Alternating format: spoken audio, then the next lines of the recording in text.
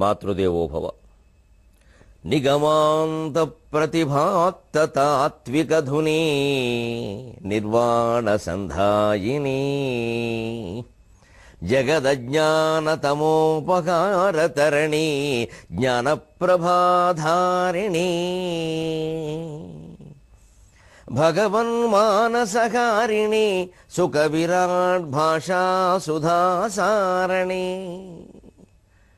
నగరాజాన్వయ Sukti ముక్తతరుణీ Narayani బ్రోవుమా. నగరాజాన్వయ Sukti ముక్తతరుణీ Narayani బ్రోవుమా. ABN Andhra Jyothi ప్రేక్షక మహాశయులందరికీ నవజీవన వేదం అనే కార్యక్రమంలో 823వ భాగానికి స్వాగతం పలుకుతాం. నిగమాంత ప్రతిభాత్తాత్వికధునీ. అమ్మవారు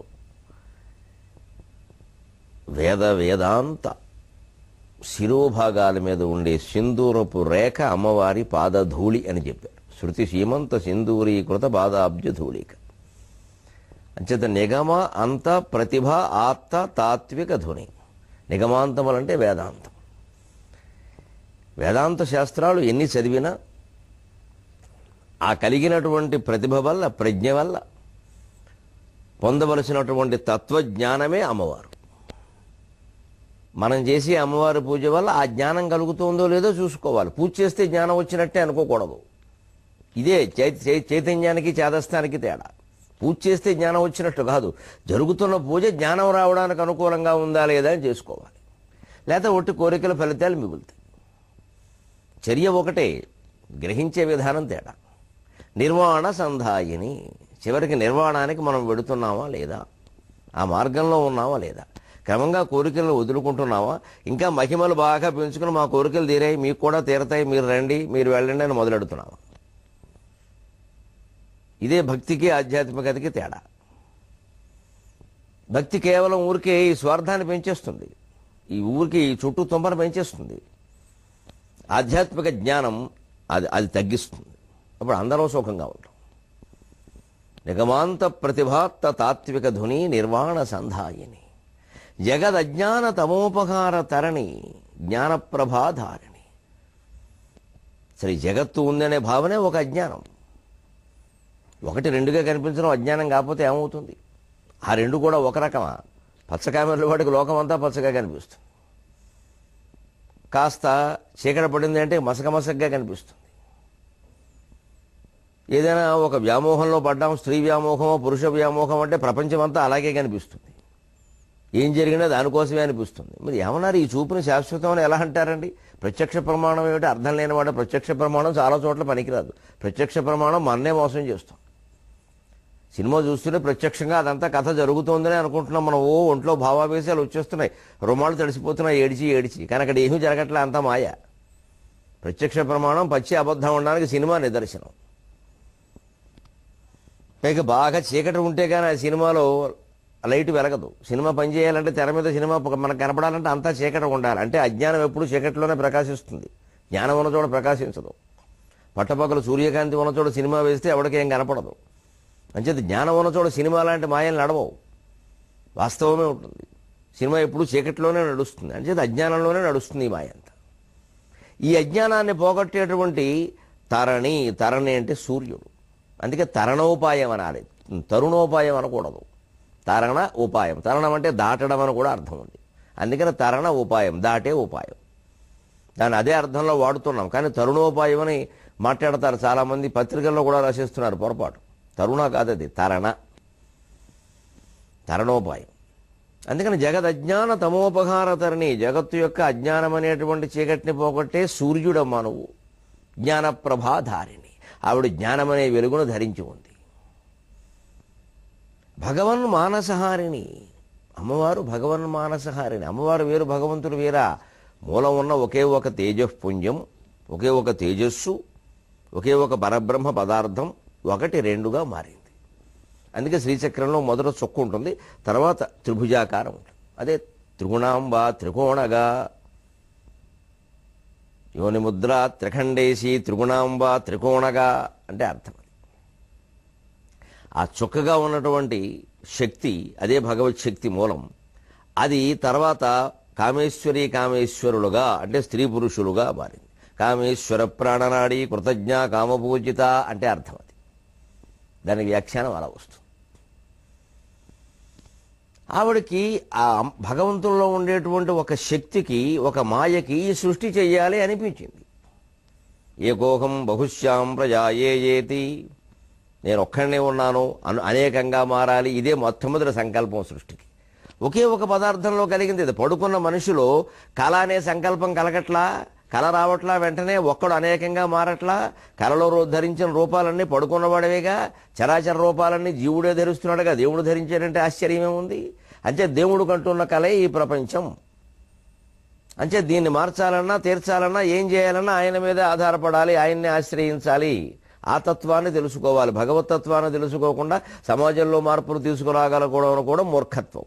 ఎందుకంటే సమాజం మొత్తానికి, సృష్టి మొత్తానికి మూలం భగవత్ చైతన్యం. ఆ భగవత్ చైతన్య తత్వం అర్థం కాకుండా సమాజంలో ఏ మార్పు మనం తీసుకురాలేం, ఎవరిలో ఏ మార్పు మనం తీసుకురాలేం. వచ్చినా అది చాలా తాత్కాలికం, పోతుంది. అందుకే ఎన్నో సిద్ధాంతాలు పెరిగినా తరిగిపోయే కారణం ఏమిటంటే భగవత్ చైతన్యం అర్థం కావట్లేదు. భగవత్ చైతన్యం ఆధారంగా వేదాంతాన్ని, సిద్ధాంతాన్ని రూపొందించిన ఒకే ఒక ధర్మం వైదిక ధర్మం. అందుకే లక్షల ఏళ్లుగా ఎన్ని దెబ్బలు తగిలినా అది నిలబడి ఉంది. ఎందుకంటే దానికి మూలం భూమి కాదు, సృష్టి కాదు, మనుషులు కాదు, ప్రకృతి కాదు, భగవత్ చైతన్యం. భగవత్ చైతన్యం మూలంగా ఉండే సిద్ధాంతమే నిలబడుతుంది. ఎందుకంటే సృష్టికి మూలం భగవత్ చైతన్యం కాబట్టి. వీళ్ళు అనుకుంటున్న భౌతికత కాదు కాబట్టి.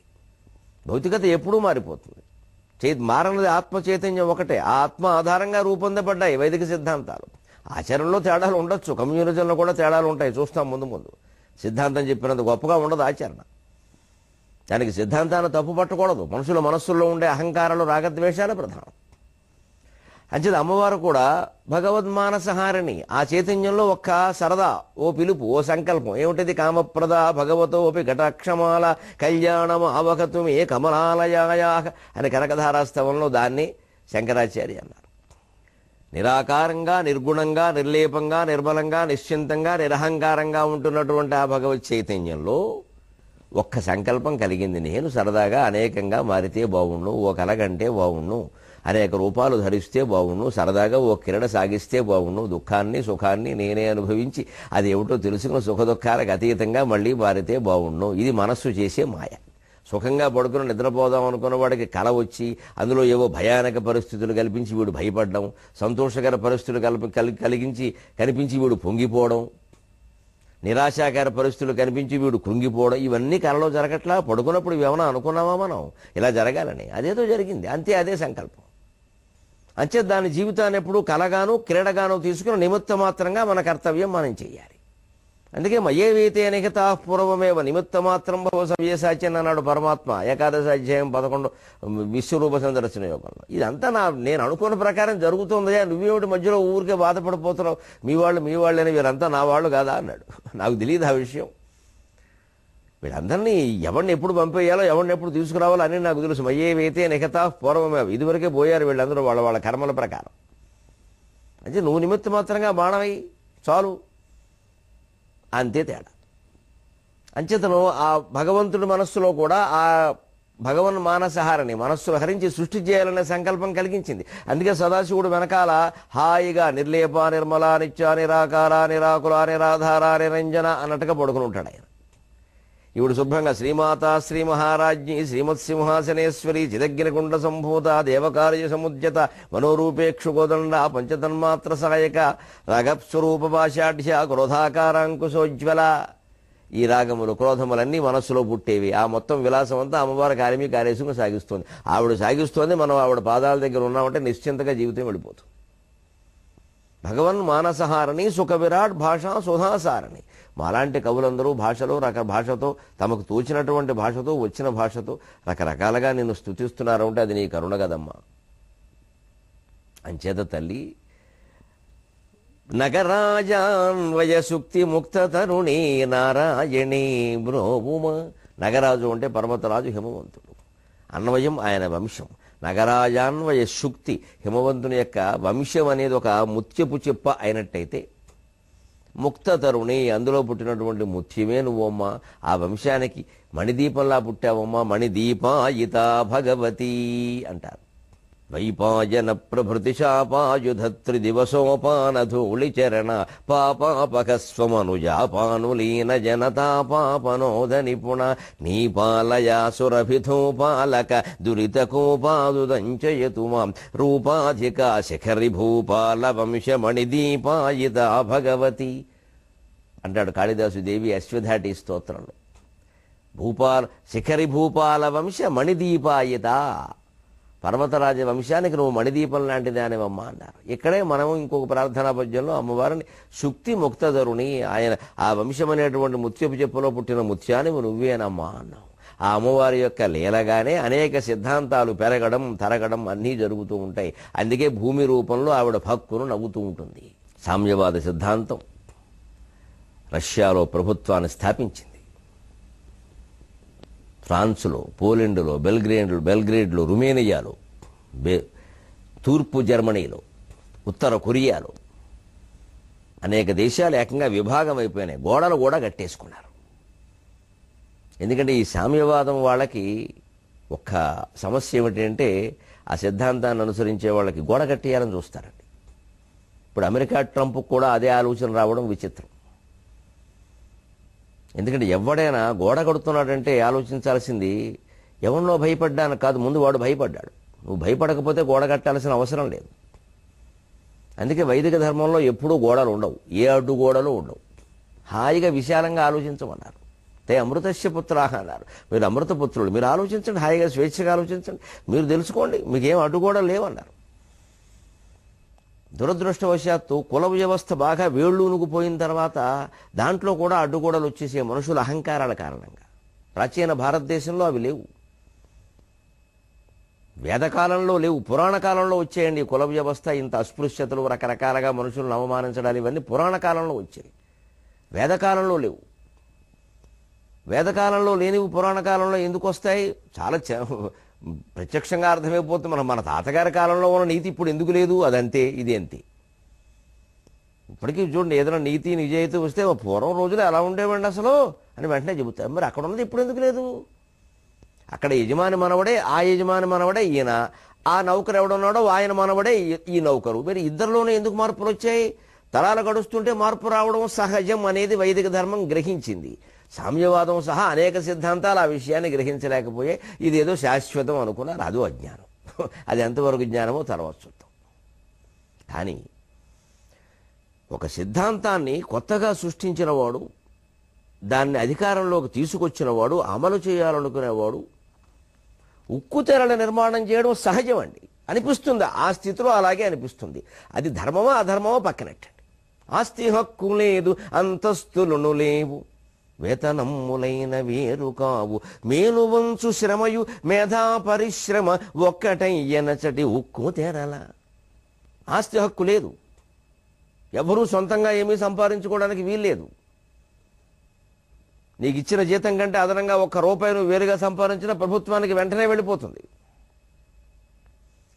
2.5 లక్షల కంటే ఎక్కువ వేసినవన్నీ ప్రభుత్వానికి చెందితే మేము ఎంక్వైరీలు చేస్తామని చెప్పలేదా? ఇప్పుడు బినామీ ఆస్తుల మీద నడవడం లేదా? ఇది సామ్యవాదపు ఆలోచన కాదా? వైదిక ధర్మం సామ్యవాదానికి వ్యతిరేకమా? ఇప్పుడు ఆలోచించండి. నరేంద్ర మోడీ తీసుకుంటున్న చర్యలు సామ్యవాదం చర్యలేవి. పేదల మధ్య ధనికుల మధ్య ఉండే అంతరాన్ని తగ్గించే చర్యలు. వచ్చేది వైదిక ధర్మం సామ్యవాదానికి వ్యతిరేకం కాదు. కాబట్టి దాన్ని హింసా మార్గం ద్వారా కాకుండా చట్టం ద్వారా, ప్రజల అనుమతి ద్వారా, కాస్త కష్ట సహనాన్ని ప్రజలకి నేర్పడం ద్వారా, ధర్మ మార్గం ద్వారా సాధించడం వైదిక ధర్మం చెప్పింది. అదే ఇప్పుడు జరుగుతుంది. తుపాకీ బట్టి సాధించమని చెప్పలా, ఎన్నికల ద్వారా కూడా దాన్ని సాధించవచ్చు. ప్రజాభిప్రాయాన్ని నిర్మాణం చేయడం ద్వారా సాధించవచ్చు. కాకపోతే ఒక్క ప్రభుత్వం ద్వారా సాధ్యం కాదు. పత్రికలు, ప్రచార సాధనాలు, మాబోటి ప్రవచనకర్తలు, సంఘ సంస్కరణ కోసం కృషి చేసేటువంటి మహానుభావులు, ముఖ్యంగా చెయ్యెత్తి ప్రార్థిస్తున్న ఉపాధ్యాయులండి. జాతికి మూలస్తంభాలు ఉపాధ్యాయులు. ఉపాధ్యాయులు పిల్లల్లో ఆ మంచి భావాలని రేకెత్తేలా చేయాలి. ఇట్టి పరిస్థితుల్లో కుల భావాలు, మత భావాలు, ప్రాంతీయ భావాలు, ఈ విభేదాలు పెట్టే భావాలు పిల్లల్లో లేకుండా ఉపాధ్యాయులు చిన్నప్పుడే చాలా జాగ్రత్త తీసుకోవాలి. పొరపాటును కూడా వాళ్ళ దగ్గర మీది ఏ కులమని, ఆ కులం వాళ్ళు ఇంతే అని ఇలాంటి మాటలు రాకూడదు. ఆ బాల్యంలో ఆ జాగ్రత్త పడితే పెద్ద అయిన తర్వాత వాళ్ళు అద్భుతమైనటువంటి నాయకులుగా తయారవుతారు. ఆడవాళ్ళు మగవాళ్ళు అందరూ కూడా. ఆ బాధ్యత ఉపాధ్యాయుల మీద ఉంది, పెంచే తల్లిదండ్రుల మీద ఉంది. ఇంట్లో కూడా ఇప్పుడు కులపరమైన వ్యాఖ్యానాలు, వాళ్ళు పుట్టుకతోనే దుర్మార్గులు అన్నాం, వీళ్ళు ఏదో గొప్పవాళ్ళు అన్నాం, వాళ్ళు అంతే అన్నాం, ఆ జాతి ఇంతే అన్నాం, ఆ మతం అంతే అన్నాం, పనికిరాదండి. ప్రతి కులంలోనూ మంచి చెడ్డలు ఉన్నాయి, ప్రతి మతంలోనూ మంచి చెడ్డలు ఉన్నాయి, ప్రతి మనిషిలోనూ ఉన్నట్టే చుట్టూలోనే మంచి చెడ్డలు ఉన్నాయి. ధర్మాధర్మ వివర్జిత అన్నారు అమ్మవారి నామాల్లోనే. ధ్యానధ్యాతృ ధ్యేయరూప ధర్మాధర్మ వివర్జిత, ధర్మాధర్మాల రెండింటికి అతీతంగా ఆలోచిస్తే కానీ అమ్మవారు కనపడదన్నారు. ఎందుకంటే అదొక శక్తి, భగవంతుడనేది ఒక శక్తి. ఆ శక్తి ధర్మానికి ఉపయోగపడుతుంది, అధర్మానికి ఉపయోగపడుతుంది. ప్రత్యేకించి అవతారంగా ఒక రూపం ధరిస్తే ధర్మాన్ని గెలిపించడానికి నానాయాతనలు అయిపోయినాయి. అంత తేలిగ్గా ఏం గెలవలేదు. రామాయణంలో రాముడు గాని, భారతంలో కృష్ణుడు గాని అంత తేలిగ్గా ఏం గెలవలేదు. చాలా యాతనలైనాయి, చాలా కోల్పోవలసి వచ్చింది. లక్ష్మణుడు బతుకుతాడో బతకడో అన్న పరిస్థితి వచ్చింది. బాలిని చంపడానికి వేరే ఉపాయం ఆలోచించాల్సి వచ్చింది. రామాయణ కాలంలోనే వచ్చే ఇబ్బందులు నేను. ఇక భారత కాలంలో సరే ఏది సక్రమంగా జరగడానికి అవకాశం రాలా. అన్నిట్లోనూ ఇంచుమించుగా పక్కదారి తొక్కాల్సి వచ్చింది. కానీ ఆ కాలాన్ని బట్టి అది ధర్మమే. ఎందుకంటే తప్పదు అనే పరిస్థితి కొన్నింటిని నిర్ణయిస్తుంది. అది ధర్మానికి అధర్మానికి అతీతంగా ఉంటుంది. అందుకే అమ్మవారి నామాల్లో ధర్మాధర్మ వివర్జిత అనేది కూడా ఉంది. ఆ పరిస్థితి నిర్ణయిస్తుంది ఎలా ఉండాలి, ఏది ధర్మం. మనం అనుకున్నదల్లా ధర్మం అయిపోదు, అక్కడ పనికిరాదు అది. ఇంట్లో పిల్లలు ఉంటే కాస్త చెప్పిన మాట వెంటనే వినేవాడితో మనం వ్యవహరించాల్సిన విధానం వేరు, మొండివాడితో వ్యవహరించే విధానం వేరు. ఇద్దరు మన పిల్లలే కదా. ఆ మొండివాడిని కాస్త కోపడడంలో మనకేమన్నా ద్వేషం ఉందా? వాడు బాగుపడాలనే. కానీ వాడు అలా అనకపోతే వాడు దారికి రాడు. అంతే, లోకంలో కూడా కొందరు అంతే, కొన్ని పరిస్థితులు అంతే. ఆస్తి హక్కు లేని చోటండి ఎవడో ఒకడు సొంతంగా సంపాదించుకునే ప్రయత్నం చేస్తాడు. ఎక్కడ ఊరుకుంటారు?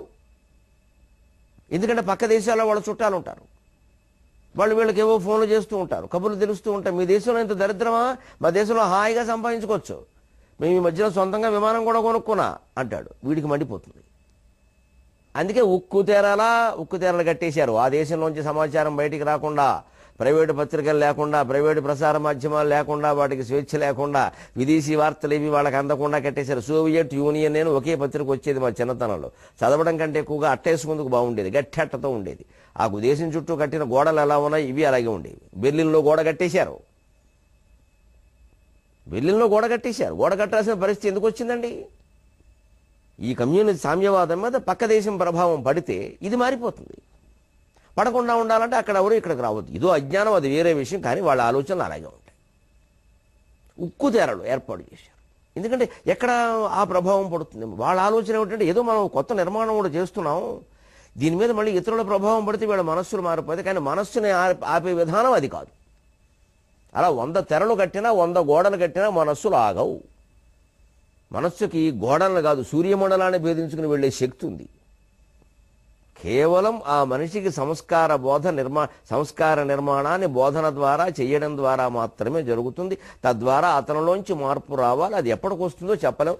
ఆస్తి హక్కు లేదు, అంతస్తులను లేవు, వేతనమ్ములైన వేరు కావు, మేలు ఉంచు శ్రమయు మేధా పరిశ్రమ ఒక్కటయ్యనచటి ఉక్కు తెరల.